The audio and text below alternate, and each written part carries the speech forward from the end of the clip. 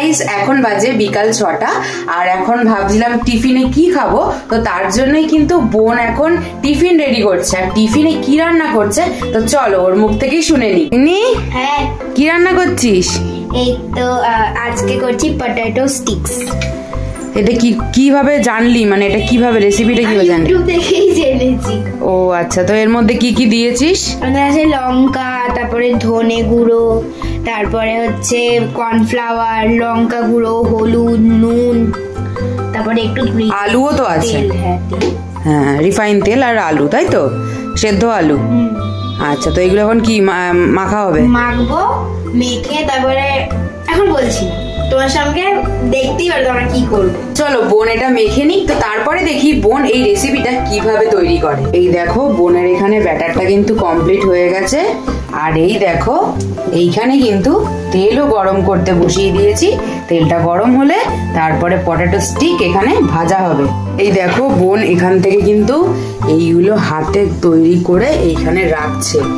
তো তারপরে আমরা এখন এটা গরম তেলে ছেড়ে দেবো। এই দেখো বোন এটা এখন ছেড়ে দিচ্ছে গরম তেলে।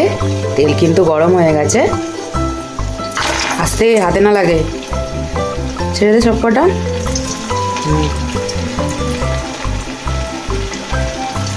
ব্যাস, তো চলো এগুলো এখন ভেজে নিই।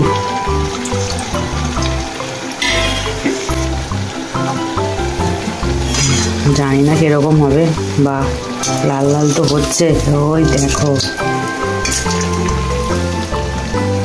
নাড়াবো না, থাক। কিন্তু হালকা করতে হবে, বেশি করে দিলে আবার পুড়ে যাবে। তেলটা গরম না অ্যাকচুয়ালি।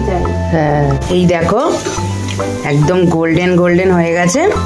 এইগুলো এখন তুলে নেবো। এগুলো কিন্তু সব কটা একদম ওয়েল কুকড হয়ে গেছে। তো চলো সব কটা এখন রেডি করে নি, তাই তো দিন্নি? হ্যাঁ, সব কটা এখন রেডি করে নি, তারপর আস্তে আস্তে করা হবে। চলো। তো গাইস এই দেখো আমাদের কিন্তু এই স্টিকটা রেডি হয়ে গেছে। তো চলো এটাকে বরং টেস্ট করে দেখি কেমন হয়েছে। ডিপ করে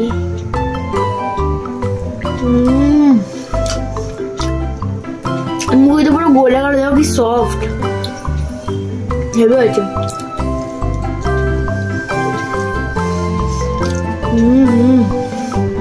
দারুণ।